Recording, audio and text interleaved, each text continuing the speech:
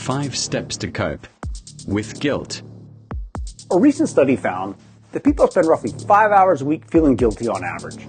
That may not seem like a lot of time, but it translates to about 5% of your waking hours devoted to one singular unpleasant emotion. And many people aren't sure how to manage guilt or how to make that feeling go away. As we learn more about guilt through research, it seems that some people are particularly prone to feeling guilty, which can make managing emotion even more challenging. But fortunately, there are things we can do to cope with this feeling, so it's far less impactful. Before we get into that though, let's start with the definition of guilt, or more specifically, look at the 4 key criteria, because I couldn't find a good short definition. So first, guilt can be mostly based on thought, or it can be more emotional, which can lead to strong feelings. Second, guilt doesn't have to be based on something true. Guilt can still occur even if we believe we should feel guilty, whether it's accurate or not. Third, feel guilty, we have to violate a personal role or a universal standard that most people accept. So it's possible to feel guilty based on violating our own rules. And it's also possible to avoid feeling guilty if we violate a universal standard that we just don't accept. And fourth, guilt occurs when we feel significant responsibility for something we've done or perceive we've done. This also can help to explain why some people can admit wrongdoing, but if they don't feel it's that big of a deal, they don't feel much guilt. But you might be wondering, why do we experience guilt in the first place? In a 2007 study by Dr. David Amodio and colleagues, they set out to answer this question, but held a clever experiment design and electroencephalography machine, also known as an EEG. It came away with some interesting findings. Results showed that the initial response to guilt is a desire to withdraw from the situation, likely because we're designed to avoid feelings of pain and discomfort. But next, is a desire to re-engage and try to make things right. And this finding essentially combines 2 popular theories of guilt. First, guilt's about punishing the self. Second, guilt's about doing the damage we've done. So now that we know what guilt's purpose could be, what's the next step? Ideally, to minimize the amount of time you feel guilty. And some of you might be wondering, what's wrong with feeling guilty? Well, nothing initially. It's just a signal like all other emotions. However, as you probably noticed, feeling guilty is a particularly pleasant emotion. And just like any uncomfortable emotion, it generally isn't helpful to remain in that emotional state for particularly long periods of time. In a 2006 study, Dr. Kenneth Kendler and colleagues, they examined 20,692 Swedish twins to determine which personality trait was most detrimental to mood. And what they found was that negative emotionality, which involves experiencing feelings of guilt as well as other negative emotions such as fear, jealousy, worry, envy, all proved to be the strongest risk factors for experiencing depression. So spending too much time drowning in negative emotions isn't helpful, and feeling a strong sense of guilt is a negative emotion. So now that we've established it's important to minimize the amount of time you feel guilty, let's look at my 5-step plan to help manage guilt. For my first step, it's important to identify when you feel guilty, and the best place to start is to become aware of how often you feel guilty over the course of a few days. Completing a thought record is a great way to help identify which thoughts and feelings create feelings of guilt, as well as the frequency and intensity of guilt. And this can be daunting for some, and some people are prone to feel guilty. And yes, guilt proneness is the thing, and it's not something I just made up. Based on a 2012 study, Dr. Taya Cohen and colleagues came away with a definition for this term, but I'll give you just the key 3 points. First, there's a tendency to feel bad even when it doesn't negatively impact others.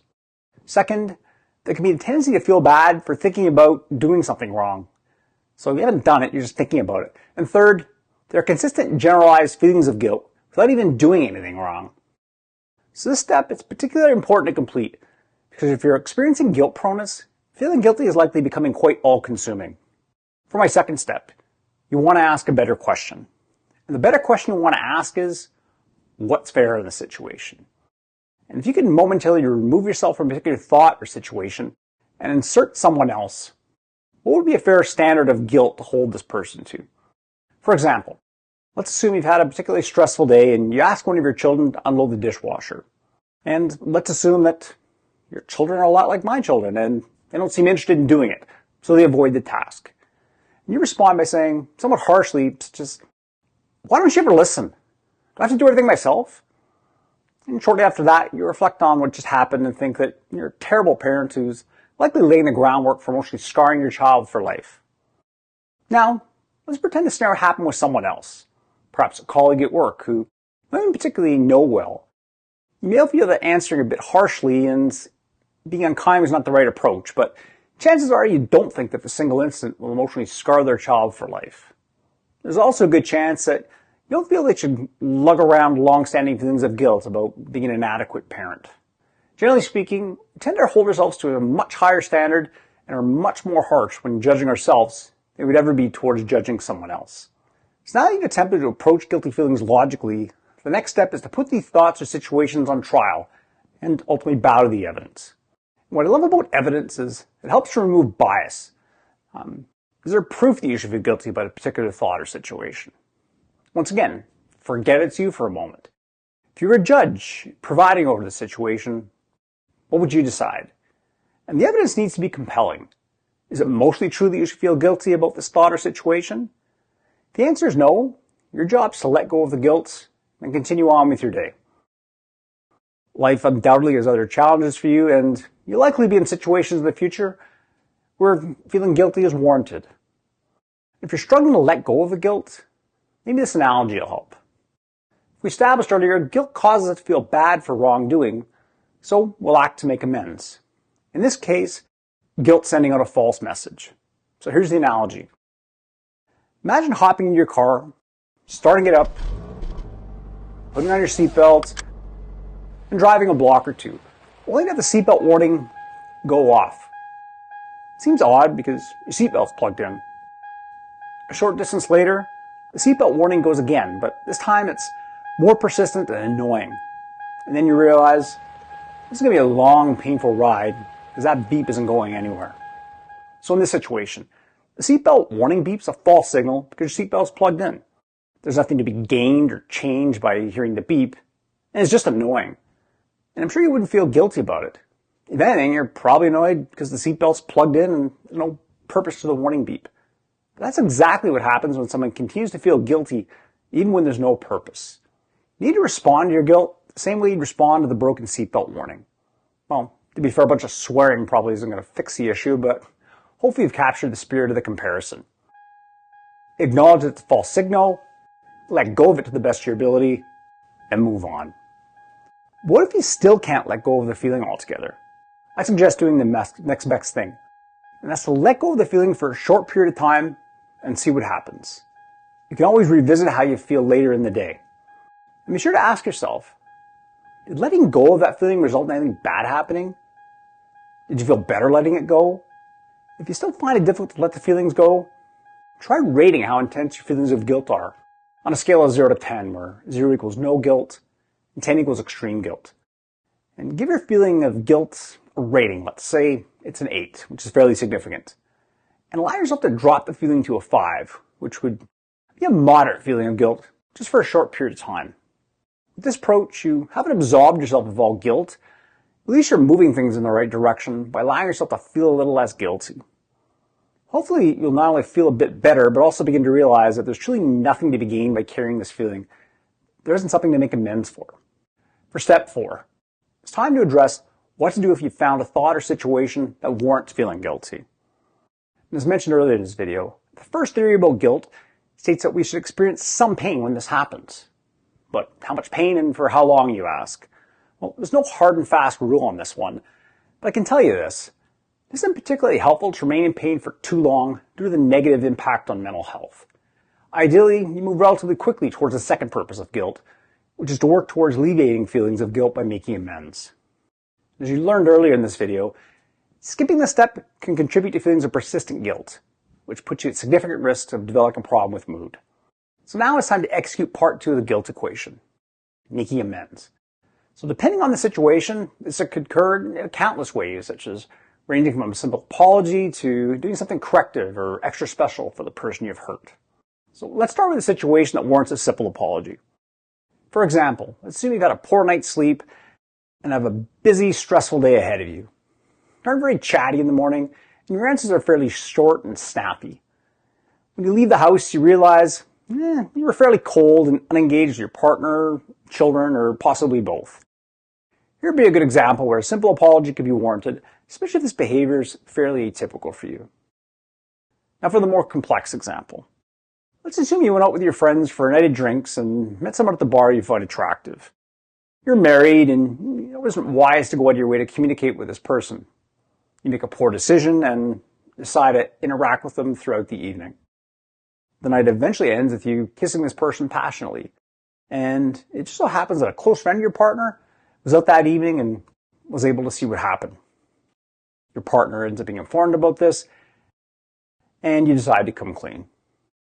Now this would call for a far more complex apology that involves multiple steps. Based on a 2016 study by Dr. Ray Lewicki and colleagues, they developed a 6-step plan for giving an effective apology. To help make these steps real, I'm going to use this infidelity example I just mentioned and create an apology using these steps. So for the first step, it's important to express regret. For example, I'm sorry about what happened. I never should have risked our relationship or our family by doing this. Next, there could be an explanation of what went wrong. For instance, I didn't intend to act that way, but I think I just got caught up in the night. Someone paid attention to me, which made me feel good. The drinks made it worse, and I was more open to making bad decisions. I think I just rationalized in my head that it was just a one-time kiss. No one would ever know about it, so no one would get hurt. Third, there should be acknowledgement of responsibility. So, for example, this is 100% my fault. I know I've broken your trust, but I promise it'll never happen again. Now, the fourth step would involve a declaration of repentance. For instance, I feel terrible about it. I know I've done this extremely hurtful thing, and I put our family unit at risk. Next, it's important to have an offer of repair. So, again, for example, I promise to do whatever it takes to rebuild trust and make our marriage work. If you still want to be with me, I'll take things as slowly as you want. And for the sixth and final step is a request for forgiveness. For example, I know it's probably too early to ask, but I hope you can forgive me. It was incredibly hurtful, and I'm willing to work and earn your forgiveness. And of course, what's critical for an apology to work is that each step is conveyed with a feeling of sincerity. And one final but important note. It's crucial that you receive permission to make amends from the person you've hurt. If they're uninterested in you making amends, we'll look to tackle feeling of guilt in a different way. So for the fifth and final step, it's important to learn the lesson if you've done something wrong and then carry on. To apologize can be enough to appease feelings of guilt, but I think there's an important piece that's missing here. If a lesson isn't learned from the situation, there's a greater chance you can make the same mistake again. And if you're a parent, chances are good you've had a conversation with one of your children that goes something like this. I know you're sorry for what you've done, but it keeps happening. Just saying sorry isn't enough. This needs to stop. And for those who don't have children, chances are good you've probably had that conversation with a partner. Making mistakes is simply to be human. The point of making mistakes is to learn the lesson so you can avoid making the same mistake again in the future. Making the same mistake repeatedly when it can be prevented isn't the purpose of making mistakes. When you can learn from the mistake and prevent it from happening again, that's where growth happens. For example, let's switch gears a bit and go with a different type of example. Let's say you've been involved in a car accident and you were at fault. In this case, you slipped on ice, but when you think about it, you have a long-standing habit of driving well over the speed limit and don't really alter your driving based on elements. In other words, you don't slow down when it gets icy, snowy, foggy, dark, so on. So the lesson here could be to take the message to slow down in general and drive even more conservatively when the elements are difficult. This approach helps not only reduce your chance of being involved in future accident, but also creates growth. This is a far better approach than simply feeling continuously guilty about being involved in an accident. And before I wrap up this video, I've added an extra bonus step to help you focus on letting go of guilt, given that this is often very difficult for people to do. It's not uncommon for people to make amends and learn the lesson about what they've done wrong, yet there's still remnants of guilt lying around. So this just means there's a little more work to do. So let's look at 2 techniques that can help to reduce feelings of guilt a little bit further. First, I suggest using the best friend test. With this test, since you want to imagine that your best friend is in your shoes and facing the same guilty predicament, would you judge your friend harshly? Chances are you wouldn't say the following to them. You know, you really should feel like crap. I hope you carry that guilt around forever. There's no forgiving that. Sounds a bit harsh, right? Unfortunately, this type of self-talk isn't all that uncommon. Imagine saying that to your best friend. You probably wouldn't. And if you did, how long would you have a best friend? And for the second technique, I suggest trying the rocking chair test. So this technique involves managing your future self at an older age with little time left. You're sitting in your rocking chair or rocking back and forth. And you look back at your life and the quality you've had and wonder, what advice would you give to your younger self? Surely one of those things would be to try to enjoy your time as much as possible.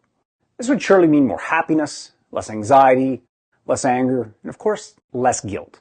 Especially when many feelings of guilt were unwarranted, or when you learned the lesson and did your best to make amends and let the guilt go. So to provide a quick recap of the 5 steps for coping with guilt, first, it's important to identify when you feel guilt. A good place to start is to write down which thoughts and situations create feelings of guilt, as well as the frequency and intensity of these feelings over the course of a few days. Second, I want you to review the thoughts and situations that you've listed in your thought record and ask yourself, what would be an appropriate amount of guilt to feel for them? Or said another way, if someone else had these same thoughts or situations listed, how much guilt do you think they should feel? For my third strategy, it's important to examine the evidence. There's no factual reason to feel guilty. It's important to use the evidence to help let go of the guilt.